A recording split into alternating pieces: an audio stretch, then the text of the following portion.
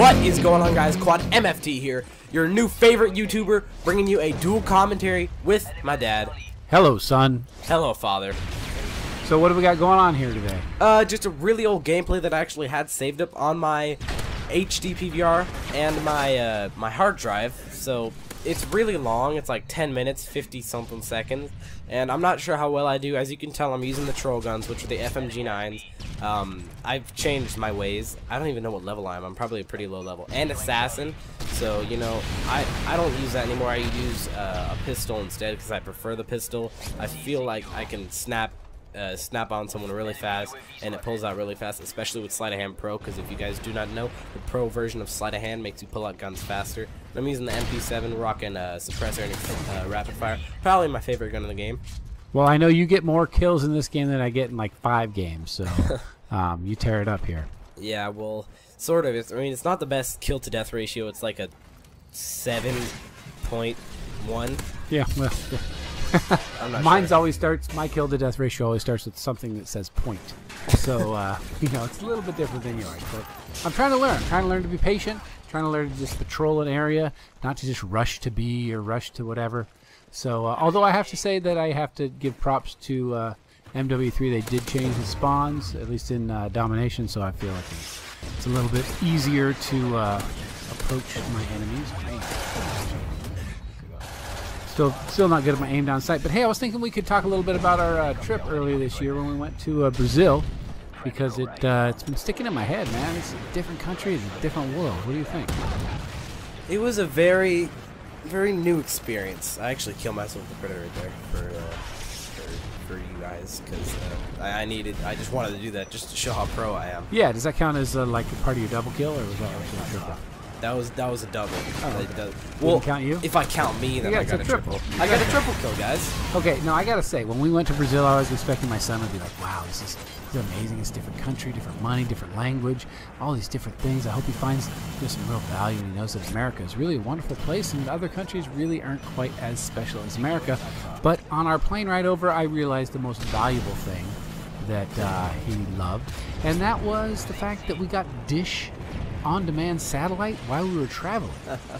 That was awesome. Yeah, I mean, first of all, okay. Every once in a while, there's a strong wind in my house, and my dish, you know, obviously gets moved by the wind, and we lose a little bit of reception. How is it that we can travel? What is it, like 500 miles an hour, and they don't lose reception at all? I mean, come on.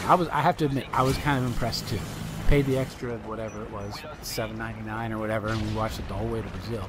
That's when we weren't sleeping. So we arrived there, and did you know the first thing you notice is the fact that they obviously don't speak English. Pop quiz. What do they speak? They speak Brazilian. Yes, Brazilian, or commonly known as Portuguese. Portuguese. Yeah.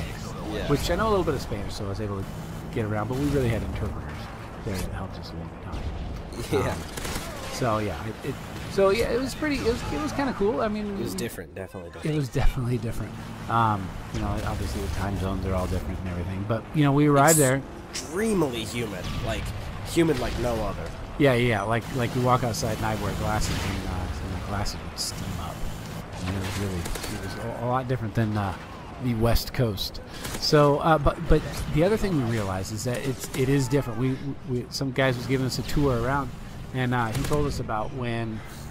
Basically, he pulled up to a stoplight, and guys pulled him out of his car, and they grabbed him. They took him hostage, and you'd think his wife would, you know, be able to just call the police and get help, but they really didn't care. And so that's apparently what they do in Brazil. Yeah, so let's explain the police. It's completely different from how we have police here. They're on, most of the time, I'm pretty sure they're on our side. You guys may not feel like that sometimes, but they're on our side. Compared to Brazil. Yeah. They're totally on In Brazil, here's the story. Let me break it down for you. The police are just another public enemy. They are out there to steal your money. They're out there to take you and kill you or something like that. Yeah, there's no one watching the police. Yeah, the police are just paid assassins. Yeah, I mean, basically what happened was the guy got kidnapped. They tried to ransom his family for money, see whatever money they could have. So they tried to contact him. They didn't have a lot of money, so couldn't really get much from him. In the middle of the night, while he was in a favela, which is a slum.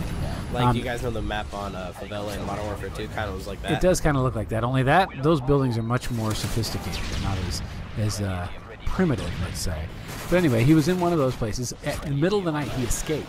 And the way he escaped is he jumped out. And they don't have gutters and things like we have. Their sewers actually are open. So he jumped out into the sewage, which is, if you don't know what sewage is, ask your mom and dad. He was in the sewage, and he was hanging out for several hours, and finally found an opportunity to come up out of the goo. And when he did, he ran to the police station. And he said, hey, these guys, they just kidnapped me. They're obviously bad gangster types. I can take them to you and you can arrest them. And the police said, well, how much money you got? I said, I don't have money. He said, well, then just go home. So the police did not care. They offered to, if he would have given them enough money, they would have gone out and just killed him. Yeah, they said, we'll go kill him if you want. Which is like, what? I mean, this is one of the police. I mean, sometimes maybe our police feel like they want to, or we would want them to, but our police don't really, at least traditionally, work like that. So that was really an amazing story, and it made you realize that we talked to some other people that brought their kids there. Yeah. And they said, if something bad happens, don't go to the police. Come to us, and we'll figure it out.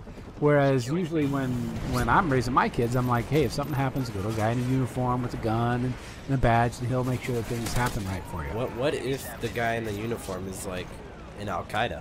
Yeah, exactly. Well, that's kind of what it was. Is the gangs have their own rules, and the police have their own rules, and they kind of equally ignore each other or decide who's going to rule the world.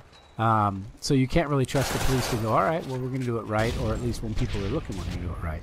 So yeah, that was the first thing. So we were always very cautious. Yeah, tell them about the time where we were in the favela and how they like missionaries and yeah, we were fortunate. And so they liked us.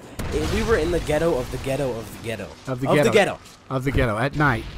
And normally you don't go to the favelas. As a matter of fact, I've heard something recently where they're like, yeah, that's fine, go to Brazil, but don't go to the favelas. Well, we spent almost all our time in the favelas because we were hosted by some missionaries who we were kind of learning what they do and talking to them and stuff like that. And so we went to the favelas and we wore our little T-shirt that said we were with the mission, and we hung out with the missionary people. And yeah, and it's also considered to be the third most dangerous place in the world where we went. Yeah, the favelas. Yeah, and one of the top one, if not top two areas of poverty.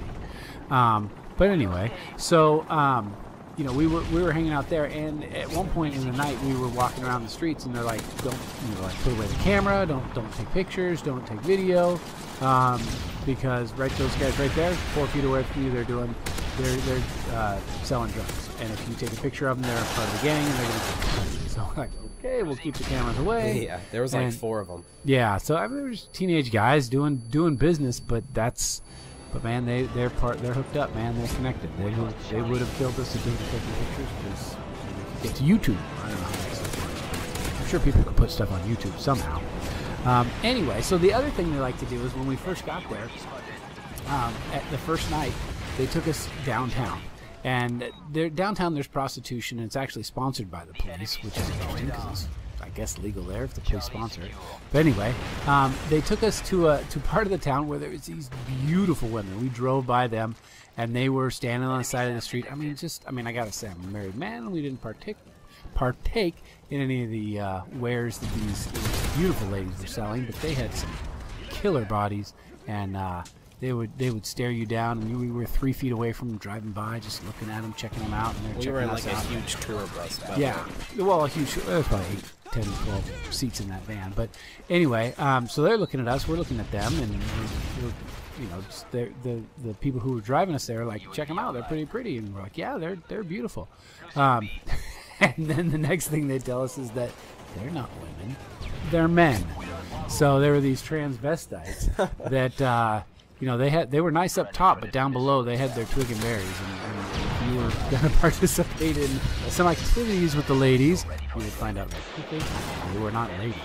Yeah. So that was a startling thing. People would have decided to buy what they were selling. They would have been sorely Surprise. So yeah, when we went. What's that movie that came out right after that? That was like set in Brazil. Oh, it's called Fast 5. Yeah. So that was kind of cool to see after we'd been there. Ooh, Yep, second one this game. Does it take 3 to shoot those down? 2 to shoot those 2, down? that's AC-130. That's what I use now. AC-130, yeah, because I'm always shooting them down. I can't resist, man. I can't shoot people, so I just shoot the airplanes. You walking sand turret. That's me.